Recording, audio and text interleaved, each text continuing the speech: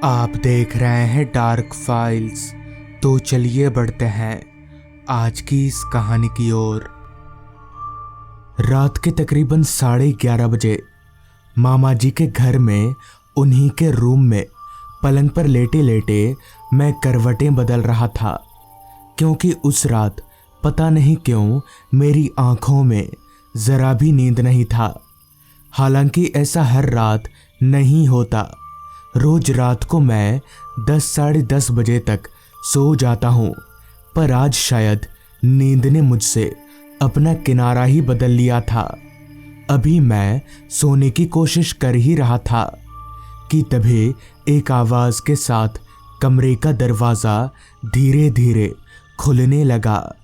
अचानक दरवाजा खुलने की आवाज सुनकर मैं थोड़ा चौंक गया और चादर के अंदर से ही छिपकर देखने लगा। धीरे धीरे दरवाजा पूरा खुला तो मैंने देखा कि दरवाजे के बाहर कोई और नहीं बल्कि मामा जी खड़े हैं। मामा जी धीरे धीरे चलकर कमरे में आए। तभी मैंने अपने मुंह पर से चादर हटाकर मामा जी से कहा, मामा जी कहाँ गए थे आप इतनी रात को? मुझसे ये सवाल सुनकर मामा जी ऐसे हो गए जैसे उनकी कोई चोरी पकड़ी गई हो, और उन्होंने बोला, कहीं नहीं, बस ऐसे ही बाहर घूम रहा था। मामा जी के ये बोलने का तरीका ही बता रहा था कि वो झूठ बोल रहे हैं।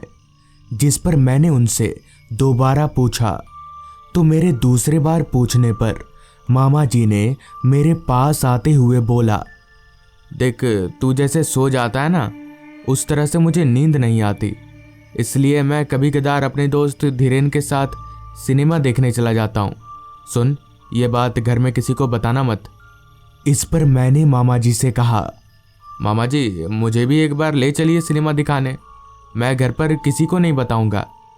इस पर मामा जी बोले, इतना आसान नहीं है भांजे, देख हमारे गांव में तो सिनेमा हॉल है नहीं। हम यहाँ से ट्रेन पकड़कर पहले दूसरे गांव जाते हैं।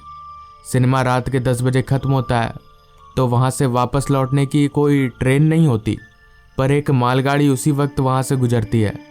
तो हम लोग कैसे भी करके उस मालगाड़ी को पकड़ लेते हैं और गार्ड के कैबिन में बैठकर वापस आ जाते हैं। इस पर मैंने कहा, हाँ तो इसमें मुश्किल क्या है? आप लोग कर सकते हैं तो मैं भी कर सकता हूँ, आप मुझे बस ले चलिए एक बार। इस पर मामा जी बोले, ठीक है, कल तो नहीं, परसों हम लोग वापस जाएंगे फिल्म देखने, तो तू भी चलना, और हाँ, घर में किसी को बताना मत ये बात। उन दिनों मोबाइल फोन्स वगैरह नहीं हुआ करता था, इसलिए तब के लोग समय बिताने के लिए अक्सर सिनेमा हॉल में बैठा करते थे। एक दिन बाद यानी परसों हम 3 जने, मैं, मामा जी और धीरेन, हम लोग शाम को सिनेमा देखने निकल पड़े। जाते वक्त हमें किसी तरह की कोई परेशानी पेश नहीं आई। हमारे स्टेशन के 2 स्टेशन बाद ही वो गांव था, इसलिए पहुंचने में भी ज़्यादा वक्त नहीं लगा। उस गांव के स्टेशन पर उतरकर थोड़ा चलने के बाद ही हम तीनों उस सिनेमा हॉल में पहुंच गए। सिनेमा हॉल ज़्यादा बड़ा नहीं था। खैर, हम लोगों ने टिकट कटवाया और अंदर जाकर फिल्म देखने लगे। फिल्म काफ़ी अच्छी थी और देखते देखते समय कब पार हो गया पता ही नहीं चला। अभी हम लोग फिल्म का मज़ा ले ही रहे थे कि तभी अचानक से फिल्म ख़त्म होने से पहले ही पता नहीं कैसे पर्दा पूरा सफ़ेद हो गया। शायद प्रोजेक्टर में कुछ गड़बड़ी आ गई थी। फिल्म के अचानक बंद होते ही सिनेमा हॉल में बैठे सारे लोग एकदम से चिल्लाने लगे। तभी मामा जी के दोस्त धीरेन ने कहा, अरे यार क्या हो गया, इतना सही फिल्म चल रहा था, पता नहीं अब कितना वक्त लगेगा। तकरीबन 15 से 20 मिनटों के बाद फिल्म पर्दे पर फिर से चलने लगी। फिल्म इतनी अच्छी थी कि हमें यह ध्यान ही नहीं रहा कि हमें वापस घर भी लौटना है। जब पूरी फिल्म खत्म हुई तो वक्त हो रहा था रात के 10:15 बजे का। घड़ी को देखते हुए मामा जी ने हमसे कहा, अब तो वो मालगाड़ी चली गई होगी, अब हम लोग घर कैसे जाएंगे? तो इस पर धीरेन बोला, हो सकता है मालगाड़ी लेट से आए, पहले रेल पटरियों की तरफ चले तो। जिसके बाद हम तीनों चलते हुए रेल पटरियों की तरफ आगे बढ़ने लगे। रेल पटरियों की तरफ इसलिए क्योंकि अब कोई ट्रेन तो थी नहीं, इसलिए स्टेशन जाने का कोई फायदा नहीं होता और स्टेशन जाकर हम लोग मालगाड़ी भी नहीं पकड़ पाते। कुछ देर चलने के बाद हम लोग रेल पटरी के पास पहुंचे। तभी धीरेन ने मामा जी को एक बंद दुकान को दिखाते हुए कहा, वो देख, उस बुड्ढे की दुकान बंद है, मतलब मालगाड़ी जा चुकी है, क्योंकि वो बुड्ढा हमारे साथ भी उसी मालगाड़ी से जाता है ना। इस पर मामा जी बोले, तो अब क्या करें? इस पर धीरेन बोला, चलो अब पैदल, और कोई चारा है ही नहीं।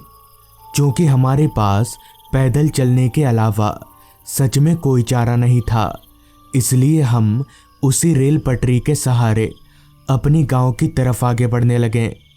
रात हर पल गहराती जा रही थी। रेल पटरियों पर आसपास चारों तरफ पूरा अंधेरा ही अंधेरा छाया हुआ था। पर अच्छी बात तो ये थी कि धीरेन अपने साथ हमेशा एक टॉर्च रखता था और उसी के चलते उस रात हम आराम से चल पा रहे थे। अभी हम लोग आगे चल ही रहे थे कि तभी मेरी नज़र सामने की तरफ थोड़ी दूरी पर कुछ लाइट जैसी चमकती किसी चीज पर गई। पहले तो मुझे लगा शायद कोई ट्रेन आ रही है, मगर फिर सोचा कि अगर कोई ट्रेन होती तो हॉर्न ज़रूर मारती, पर अगर ट्रेन नहीं है तो फिर ये है क्या? तभी मैंने मामा जी और धीरेन से कहा, मामा जी, वो देखिए, वो सामने क्या चमक रहा है?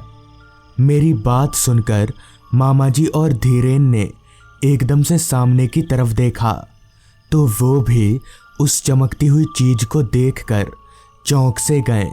मगर जब धीरेन ने उस चमकती हुई चीज पर अपनी टॉर्च की रोशनी डाली तो वो चीज अचानक गायब हो गई। हम तीनों ठिठक कर अपनी जगह पर रुक गए और एक दूसरे का चेहरा ताकने लगे। अभी हम हैरानी निगाहों से एक दूसरे का चेहरा देख ही रहे थे कि तभी पटरी पर पीछे की तरफ से हमें किसी के चलने की आवाज़ आने लगी।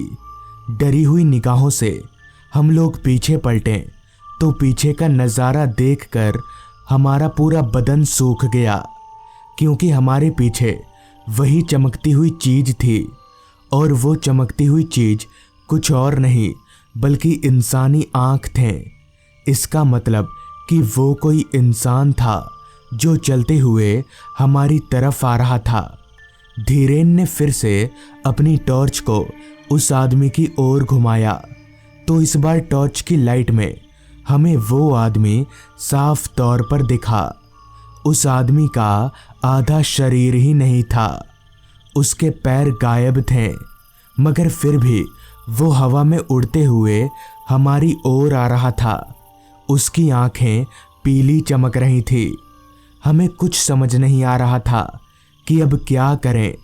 हम वहाँ से भागना तो चाहते थे मगर भाग नहीं पा रहे थे, जैसे हमारे पैरों को किसी ने पकड़कर रखा हो।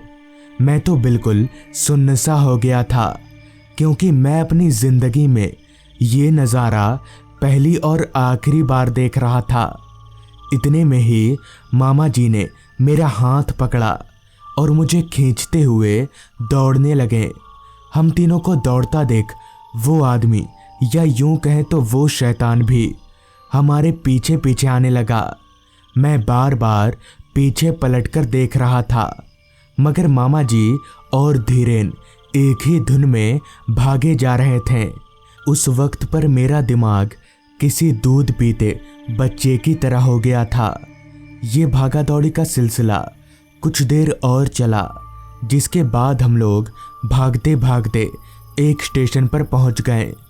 स्टेशन पर पहुंचकर मैंने जब पीछे मुड़कर देखा तो वो शैतान अब गायब हो चुका था।